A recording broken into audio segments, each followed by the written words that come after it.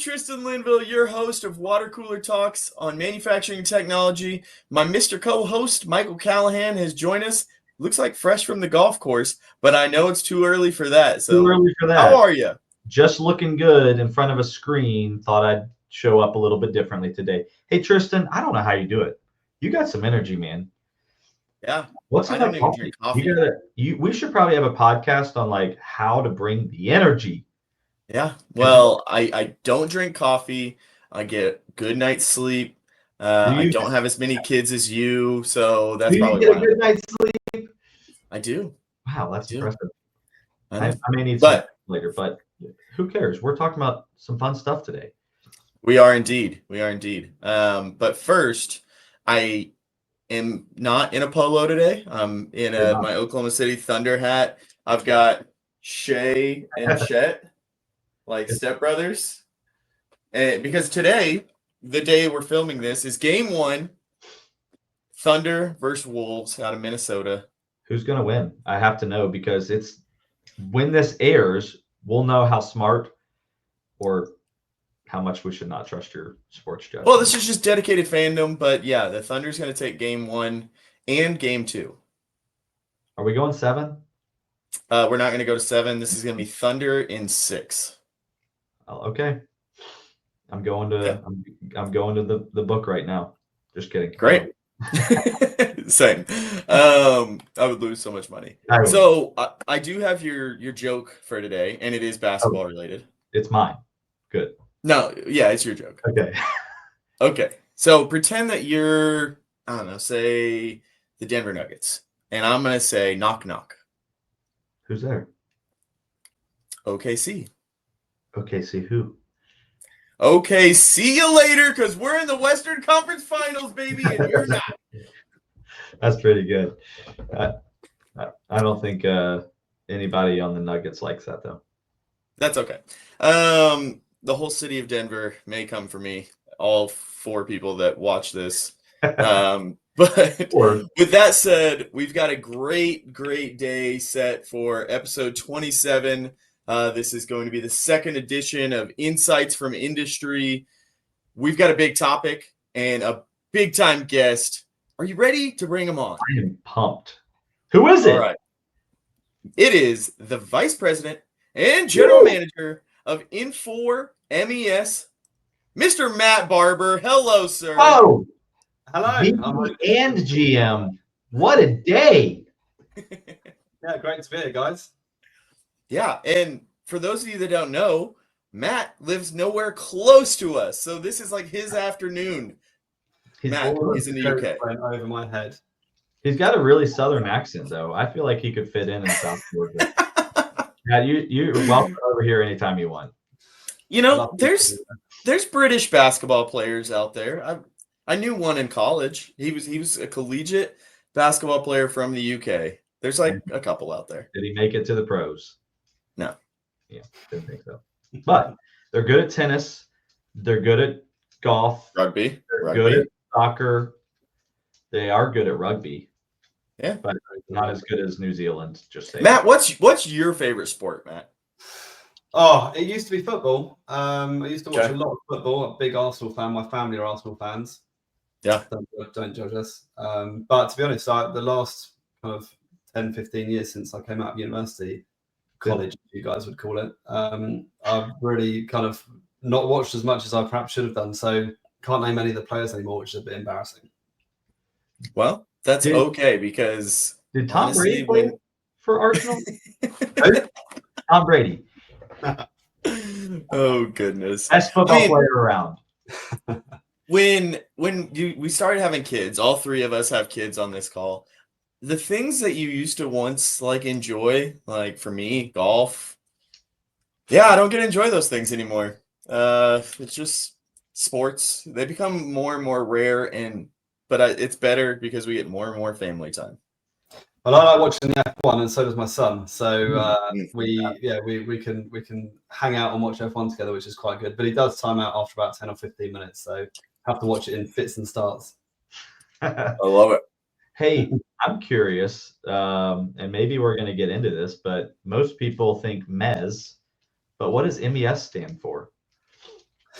a good question. It stands for Manufacturing Execution System. And really, it's not a very good name, which is a bit confusing. Manufacturing Execution System is really more focused on like the production elements, but most MES systems nowadays branch out beyond simple production, which is normally starting and stopping jobs, collecting downtime, collecting production counts and scrap, maybe calculating OEE. Many MES systems now look at quality or maintenance or logistics and inventory, or some subsection of those things. So the better term, but the less well-known term, is now MOM. So MOM is Manufacturing Operations Management. Most MES on the market don't do all MOM. We are one of the applications that does do full MOM. So it's one of the unique differentiators of Infor MES. Do they have an MOM day? What, sorry? I said, do they? I love acronyms because it's mom. And I said, do they have an MOM day? Mother's Day? It's a bad joke. That's why jokes are at the start of the day, not in the middle. So done. They should have one. Curious when, because MOM is definitely less talked about, right? And I'm really curious when that transition will kind of happen amongst the market, when that's a term that gets utilized. It'll be in our careers, and that's going to be kind of interesting to see, because MES gets a lot of attention right now, and it'll be interesting to see when the market shifts and stops calling it MES, because that's table stakes and MOM is really on the table. It'll be interesting. Yeah, to be honest, I think the market's kind of going in two different directions. So you've got the smaller manufacturers who want something quick and agile, and that they can, they've got some technical people that work for them and they want to configure something themselves, build it themselves. So there's a big area of the market that is focused on, let's get some data quickly out of machines, let's build something ourselves. And you've got some really great players in that end of the market. And you have things like IoT platforms, so you're collecting data and analyzing that data, and it can do things like create an OEE figure as well. Then the other end of the market, you've got large enterprise customers with lots of sites. They want to standardize their master data. They want to do the same quality check at each site. They want to do the same maintenance procedures at each site. And they're thinking about MES as like a holistic way of changing and modernizing the entire enterprise and getting everyone on the same standards and globally benchmarking across all their sites. That's the path that we support. But there are plenty of great providers on the market at both ends of the spectrum, but at the other end as well, where people really just want to be agile and configure some of those things themselves. Yeah, no, it's pretty interesting. And I think, maybe where we should start this conversation past the acronyms is kind of that blend of MES, MOM, and ERP, because I think a lot of people get confused that aren't, it's not every manufacturer's, it's actually most manufacturers' core competency to not be, software buyers. They utilize these tools, but at the end of the day, it's not really their core competency to keep up with these market trends. And so I think they get kind of confused. So can you just kind of generally set the record straight for the audience of some of those differences and even some of that overlap? Yeah, it's a really good question. I probably get asked this question multiple times a week. I think there's the stats something like 80% of manufacturers don't have an MES. So you think of the number of people that are in operations or in factories that don't even know what an MES is, and they're just bumbling along with the way they always did it on paper or Excel, or maybe using elements of ERP on the shop floor. I think that when you talk about high-level functionality in ERP and high-level functionality in MES, there is a strong overlap with some of those words. So, as you alluded to, talk about the production schedule. Well, the production schedule exists in the ERP, and it gets sent down to MES. So MES also has a production schedule. Same with, the ERP might have elements of quality, or it might have elements of inventory or logistics. So those are all things that exist in both systems, depending on which applications you're using. And so when people hear terms like inventory, they think, well, don't need to use an MES for that. I've got my ERP. That's managing inventory for me. I think the real way of explaining it that I think hits home the most is MES is an application designed for people in the factory who are operational. So if you're managing a machine, or you're driving a forklift truck, or you're doing a quality check or taking a sample to a lab, those types of people in the organization are using MES. And if you're in an office, you're typically using ERP. And that means you've got different form factors. If you're in an office, you're going to be using a mouse and a keyboard. If you're on a shop floor, you might be using a handheld barcode scanner, or you might be using a touchscreen device, or you might be getting your information from a big TV on the shop floor somewhere. So those are the two differences.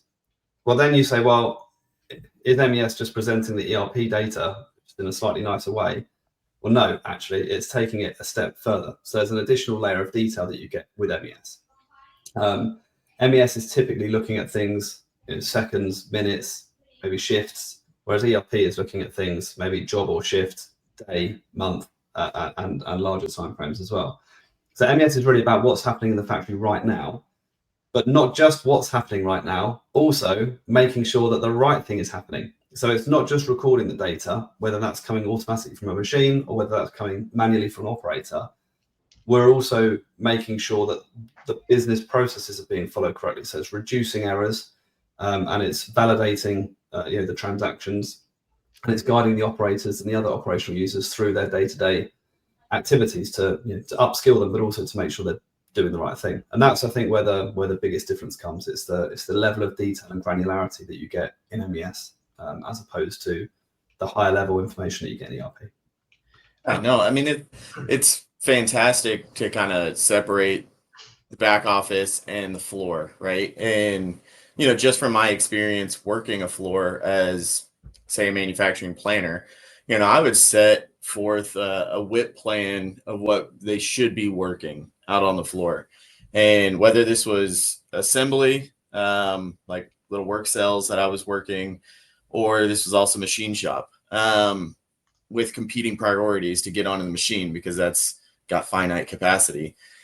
It was always such a pain to go down to the floor after I'd made this wonderful plan from my little desk, and then I'd go down to the floor, find out that my part is not being run across the machine, found out that there was a competing priority that hit the work cell for assembly, and that was just the reality, right? And the supervisors didn't really have an MES tool at their fingertips to kind of adjust the schedule, adjust things, in real time, to kind of feed that back to me. So it was almost like I made a plan, expected it to happen and be executed against, and it just didn't. And I would have to kind of retroactively find things out. And that was a major pain from my life experience, of driving everything from ERP without an MES, on the back end. And it was interesting. So I'm guessing you see that pain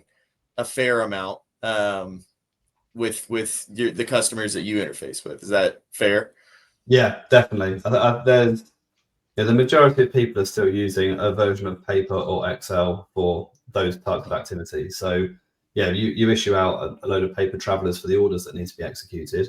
Well, I mean, someone could do that in any order they want. They could lose the paper. They could just choose to start something different. You don't get any feedback.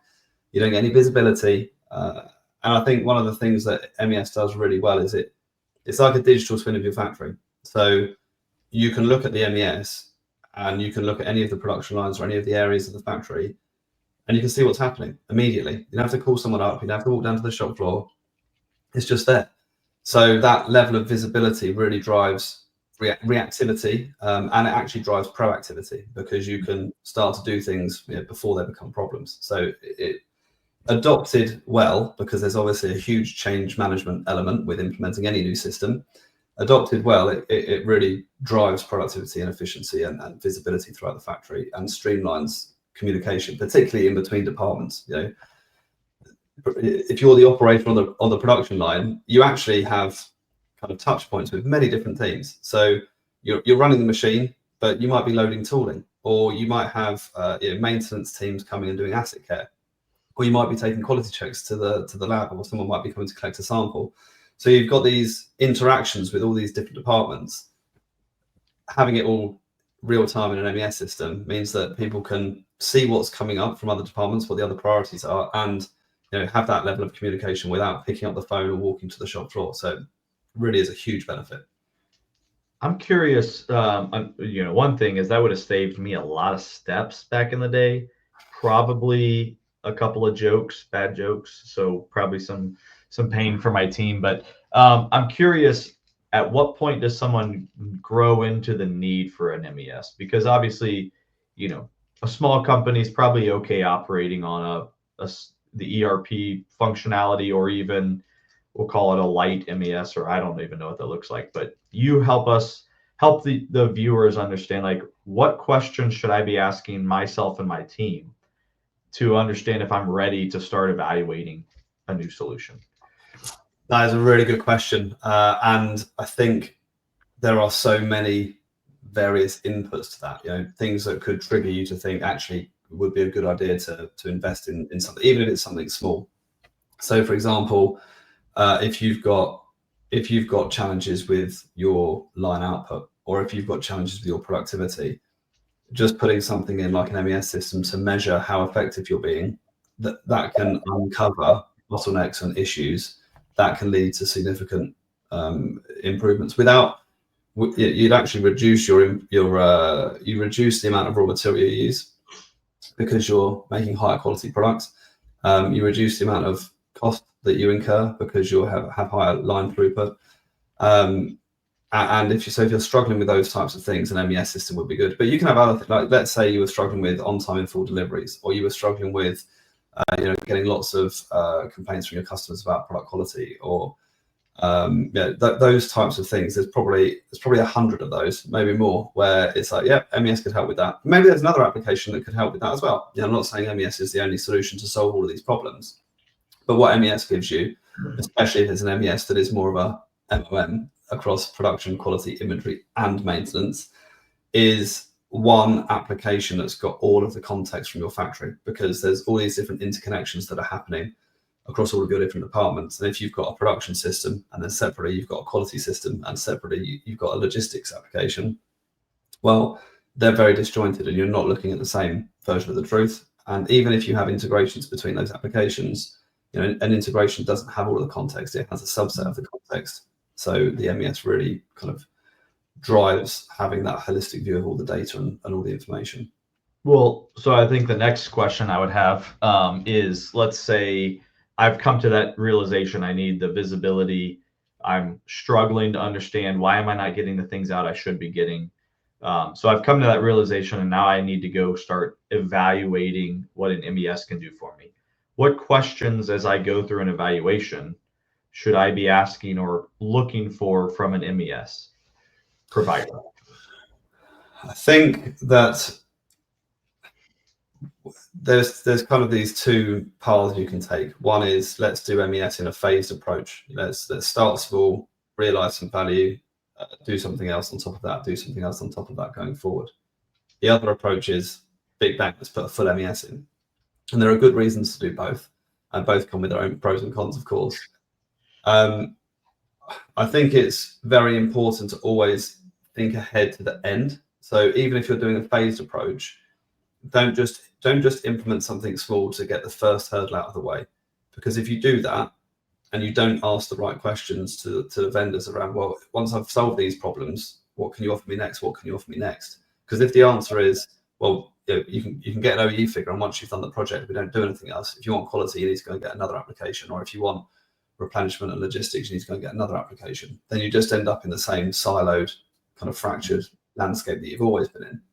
So I think one question I would always ask is, what does my roadmap look like? Even if I'm only going to start small, what does my roadmap look like?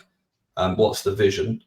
And I think the other thing you've really got to start asking nowadays, and it wasn't the case a couple of years ago, is what's the technology like? Is this a modern, well-architected application that puts data front and center and has the ability to do, AI and ML and other advanced technologies on top of my data, so that I can have the insights and the learnings that I want to get out from the application going forward. And as we've been through the AI boom over the last few years, there are some companies that have flourished there, and there are others that have stagnated. So pick something future-proof. Ask the right questions to pick something future-proof would be my advice. That's good. Yeah. And you kind of mentioned, data, right? A couple episodes ago, we had Brad Sameka on to talk about data strategy, data management, and so forth. So it is amazing to, a couple episodes later, be hearing how that thread pulls through to not just because, everyone wants to talk about AI, but really it talks to every application and having data strategy. And I even think it's also important to call out our Consultant Corner series, because oftentimes these manufacturers you kind of mentioned there, they have a problem, they go solve it with a point solution. Then they have another problem, another point solution, another point solution. You end up with this ecosystem that is not connected. And so I think when you say look at the maturity of the provider from their tech perspective, but also their portfolio perspective, I think is truly important. And it's something I do think the consultant world does well, because they stay up to date and educated on everybody's solutions and how that's all going to play together to reach that end goal that you spoke of. I wanted to talk to you or ask you about kind of connecting machines, right? PLCs, IoT, and feeding that data back into, so it is data related, feeding it back into the MES, MOM, and even back to the ERP if necessary. So from a very mature perspective, where like a mature manufacturer in this category, what kind of landscape does that look like, and how do they accomplish that? It all really depends about where their starting point is.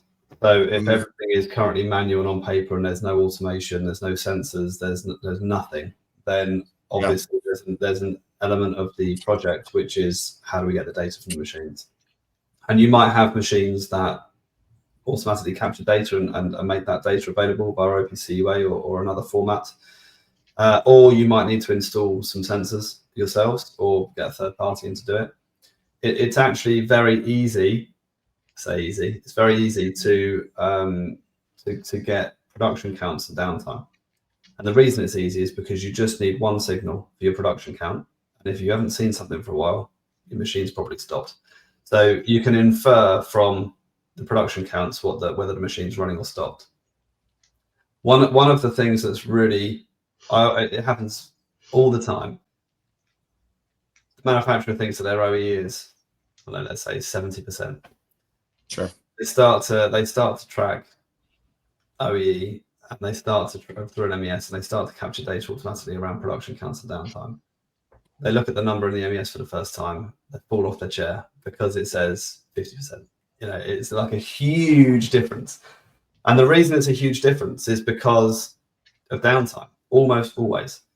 If I'm an operator and the machine stops for 5 minutes or 10 minutes, I'll probably put it in. I'll put a guesstimate, it's about 10 minutes. Sure. If the machine stops for 5 seconds or 10 seconds or 1 second or whatever, I'm not logging that because I've got the machine to start. If I did that all the time, I wouldn't get my actual job done. So it's the short stops that actually really impact production a lot. Those are the things that people are constantly tinkering with and tweaking. So yeah, once you've got the data from machines, it's quite often like a bit of an eye opener for people. A lot of the time, people don't want to believe the numbers. It's like, no, I can't possibly. The system must be wrong. Like, show me the calculation. But actually, it's right. It's the fact that you weren't recording that in the first place. So I guess I'm saying that because once you start to capture this data automatically, once you do get the sensors and the infrastructure in place, you actually suddenly get a much better picture of what's happening. And if you've really got an OE of 50% and you thought it was 70%, a huge improvement that you could make if you implement some continuous improvement activities. And it's one of the areas where you quite often get really good return on investment from an MES. A lot of the metrics that we measure with MES, a lot of the continuous improvement activities, a lot of the insights, they have a real tangible benefit on ROI. So yeah, if you can reduce your scrap by 2% because you've got better visibility of your scrap rates and what was happening on the production line as that happened, and you can make some continuous improvement activities to reduce that. But if you've got expensive raw materials, guess what? It's another huge cost saving.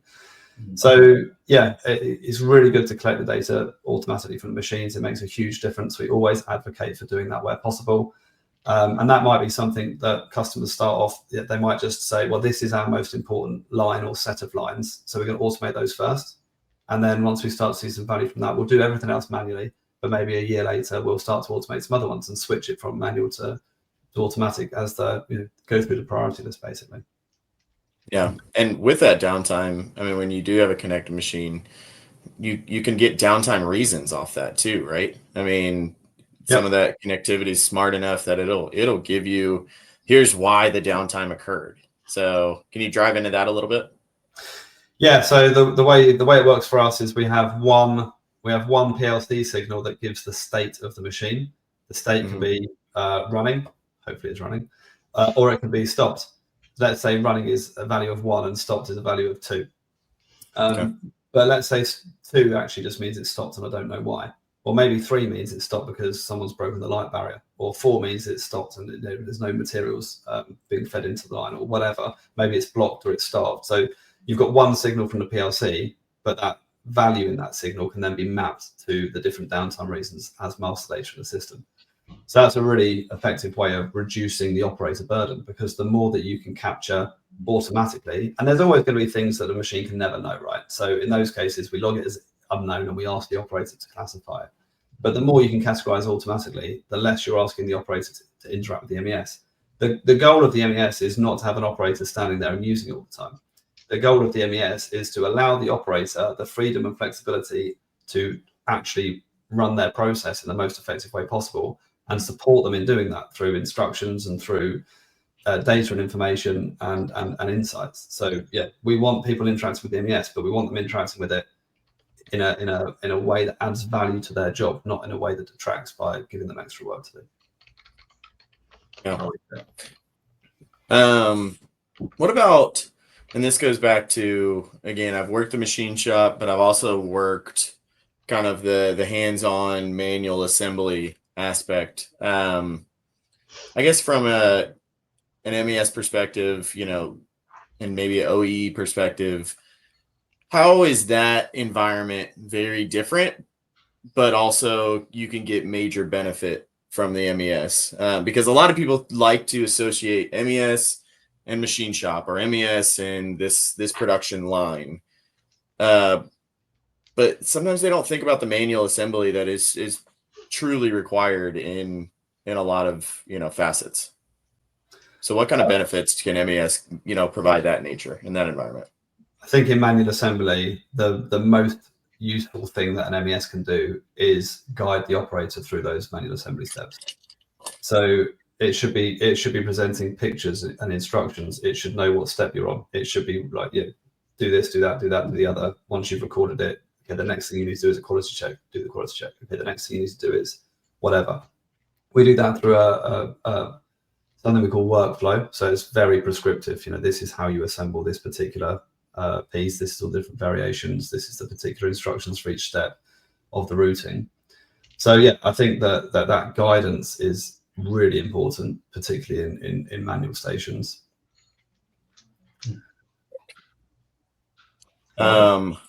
Michael, I know you have a big question or two spinning around in that big old head of yours.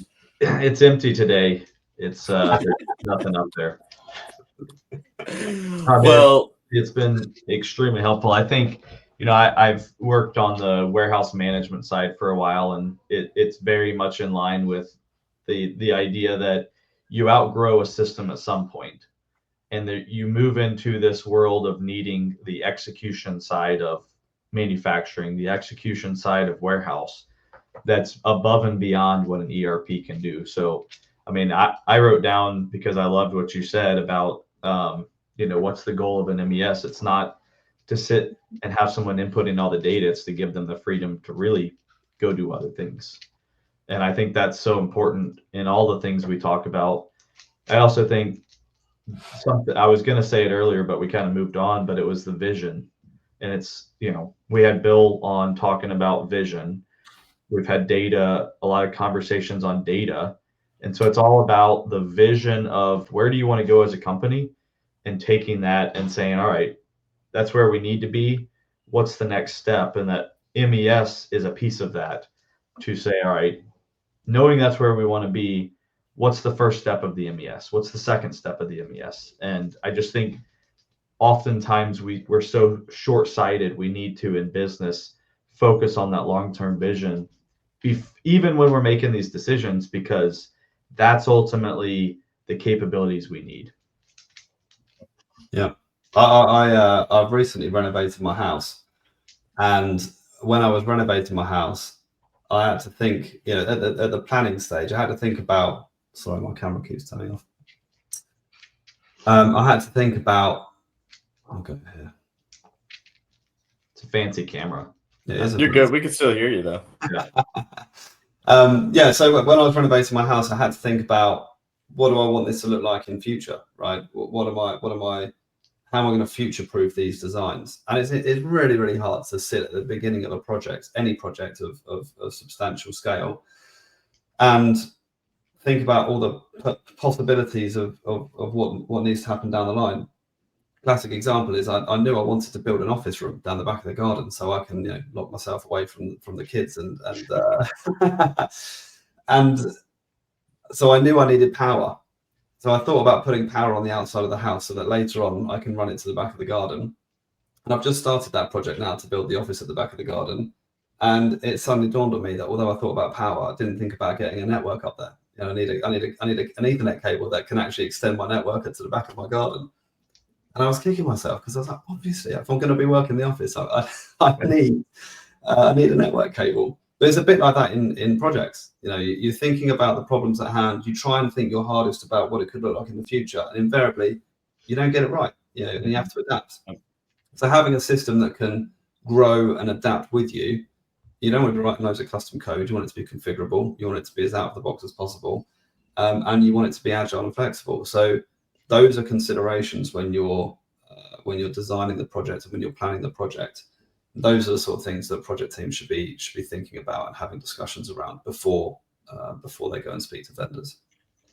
Yeah, that's why we do this, right? Is to hear insights like that. All right, last big question of the day. So you've recently had your second child, right? Yep. And now that you're playing man defense, that's 2 on 2. Are you guys going to go for a third and fourth? Well, probably. It's yes. I'll give you the story. So actually, we had my first child naturally. Finn was natural, but before we had him, we had what's called an ectopic pregnancy. So we had a pregnancy in the fallopian tubes. So we had to have that removed. Yep.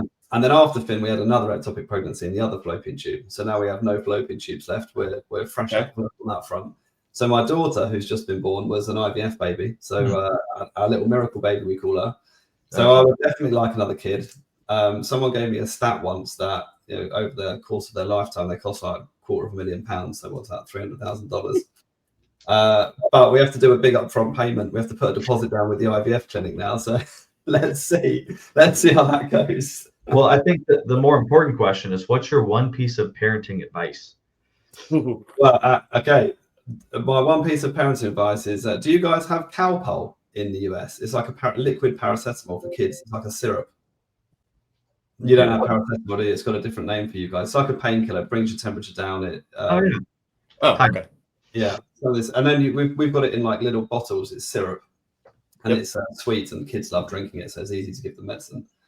Well, on Friday, I was on a stag do in Dublin, and my wife called me about 9 p.m. and she said, I don't want you to panic, but I'm at the hospital with Finn, my oldest boy. And I was like, okay. She said, he opened a bottle of Calpol, a large bottle of Calpol, and he drank the whole thing. I then tested the bottle when obviously I got on a plane immediately and flew home. I tested the bottle the next day, and the bottle, as you open it, it's got those special clicks, so it shouldn't allow you to do it unless you push down really hard. But if you go through enough clicks, it just opens. So my one bit of parenting advice is leave all medicine out of reach of kids, because if you're not careful, they might drink it all and end up in A&E. You know, I'll be very quick. I unfortunately have lived through the same thing. And so the advice is go onto Amazon, pay $20 for a medicine lockable cabinet that travels with you. It'll save you a lot of time. Because you're right. I mean, I think our son was 4 and he figured out how to open a Tylenol bottle and tastes great. Tylenol, that is paracetamol. Yeah, that's the word I was looking for. But yeah, it's we that happened Friday night, and on Saturday a locked medicine box arrived from yeah, there you go. We did exactly the same. That's next purchase. Actually, this is great because my daughter's starting to climb things. You know, I want medicine. I'm like, no, you don't. You don't need it. So I'll be getting on Amazon right after this call. My wife asked him. She's like, Finn, did you drink the Calpol bottle?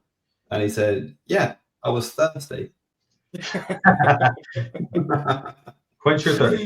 Love it. Yeah. Oh, well, I'm glad that it could have been a much worse story, but it's you don't think about those things. You think it's safe in the bottle. You think it's out of reach. They always get things that you think they can't reach, and they always do the unexpected. Absolutely. Wow. Well, I am so thankful that he's okay, and so thankful you have your little blessing baby, and we're so thankful you joined us for the show. Everybody, drink your H2O. Hope you enjoyed the show. Matt, thanks again, man. It's been a pleasure. Thanks for having me.